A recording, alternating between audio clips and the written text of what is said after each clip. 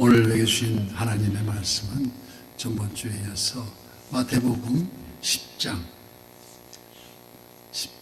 16절에서 23절까지 16절, 23절 교독하고 마지막 절은 합독하겠습니다.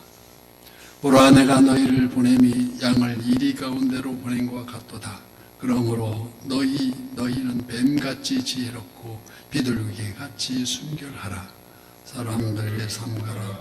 그들이 너희를 공회에 넘겨주겠고 그들이 회당에서 채찍질하리라.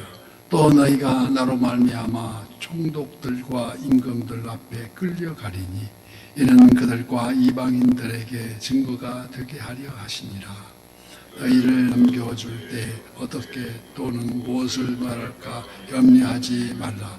그때에 너희에게 할 말을 주시리니 말하는 이는 너희가 아니라 너희 속에서 말씀하시는 이 곧 너희 아버지의 성령이시니라. 장차 형제가 형제를, 아버지가 자식을 죽은 데에서 내주며 자식들이 부모를 대적하여 죽게 하리라. 또 너희가 내 이름으로 말미암아 모든 사람에게 미움을 받을 것이나 끝까지 견디는 자는 구원을 얻으리라. 이 동네에서 너희를 받게 하거든 저 동네로 피하라. 내가 진실로 너희에게 이르노니 이스라엘의 모든 농을 다 다니지 못하여서 인자가 오리라. 아멘.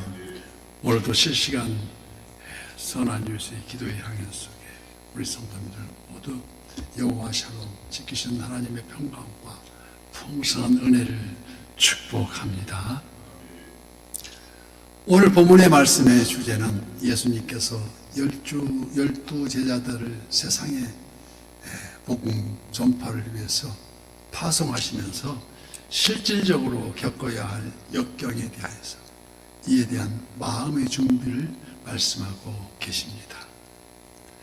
주님을 따르는 길이 축복의 길이요 진리의 길임은 분명한 사실이지만 그와 반면에 복음의 진리를 위해서 세상과 투쟁하는 마치 전쟁과도 같은, 그래서 결코 평탄한 길이 아님을 알 수가 있습니다.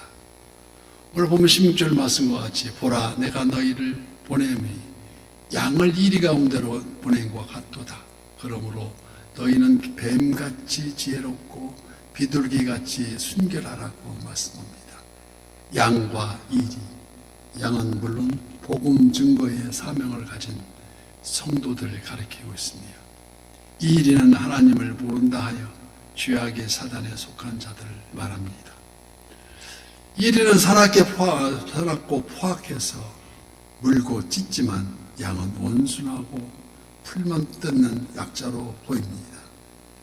유형적으로 볼 때는 예수님의 제자들이 대부분 어부 출신으로 내세우고 하나 없는 양들처럼 약해 보이지만, 그러나 우리 주님이 주신 생명의 진리, 구원의 복음을 갖고 있다는 것이 아니겠습니까?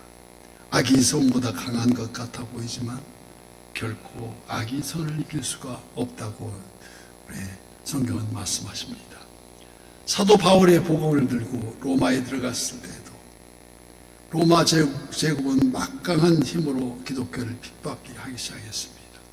아예 박멸하려고까지 했습니다. 그런데 웬일입니까?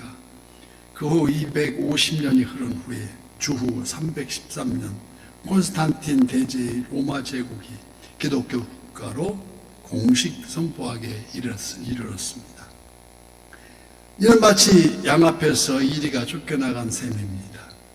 그것이 하나님의 뜻이요 우리가 들고 나서야 할 복음의 진리이며 공의와 사랑인 줄 믿습니다. 그래서 묵묵히 선한 일의 본이 되어 양보와 희생의 미덕을 나타내며 선한 싸움으로 진리 안에 들어오게 하는 일, 이는 바로 뱀같이 지혜로운 행동이라고도 할 수 있습니다. 비둘기는 순결을 상징합니다. 세상에 물들지 않고 그리스도의 제자다운 인격과 신앙, 말씀이 육신이 되어 우리 가운데 거하시니 우리가 그의 영광을 보니 아버지의 독생자의 영광이요 은혜와 진리가 충만합니다. 그 말씀 속에서 우리는 삶이 예배가 되고 예배가 바로 삶으로 이어져가는 이를 위해서 우리는 아침마다 우리가 소수의 인원이지 모르지만 와서 빠지지 않고 새벽을 깨우고 우리 선한요시 바로 그 모든 내 앞장서기를 바라는 기도가 이어지고 있습니다. 순결한 삶을 따라서.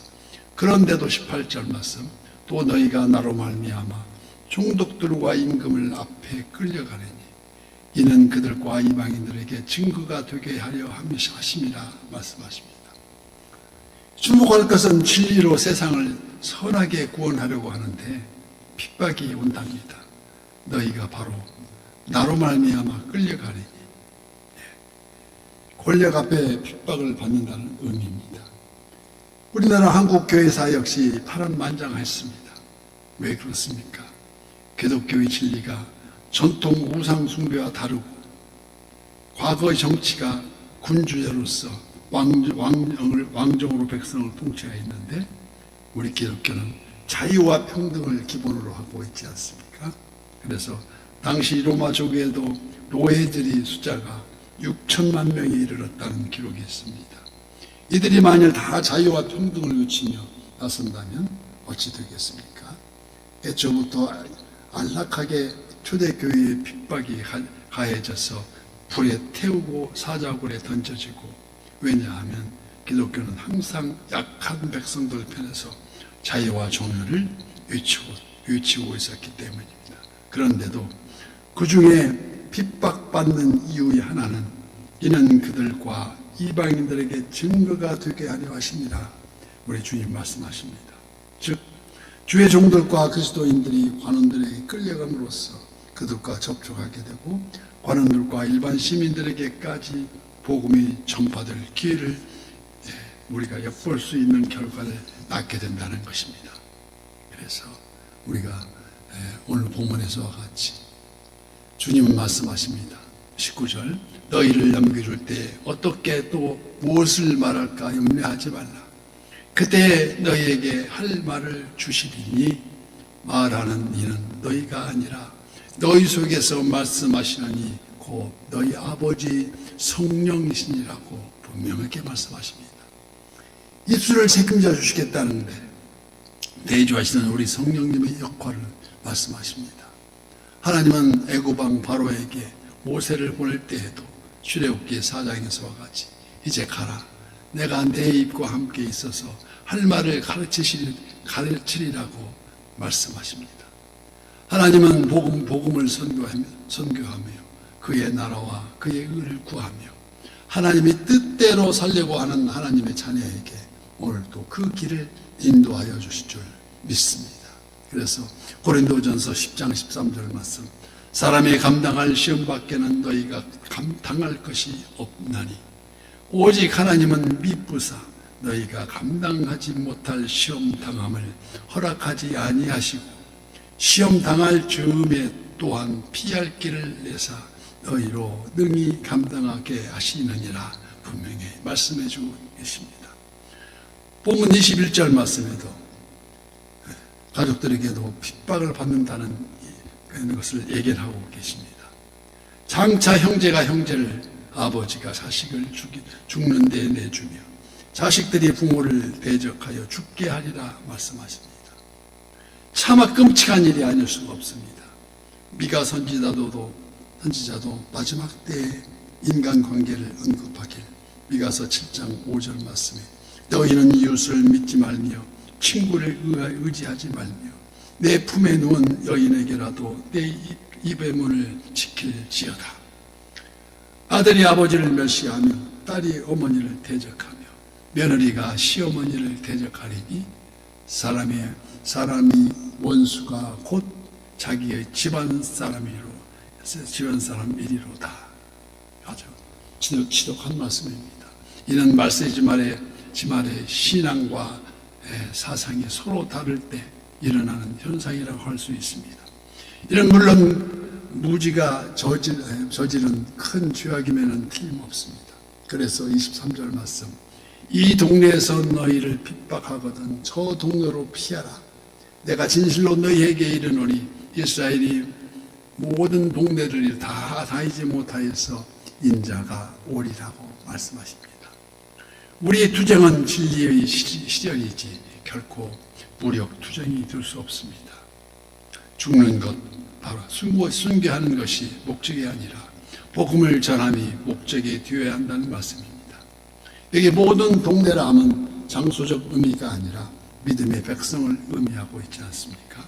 세계가 모두 복음화가 되지 않더라도 인자가 오리라는 세상의 온통 핵전쟁과 자연재해에 술렁거리고 이 위험을 어떻게 견뎌내느냐 관건이지만은 소망 중에 핍박과 시련을 견디며 존귀와 영광 중에 오늘도 새벽을 깨우리라.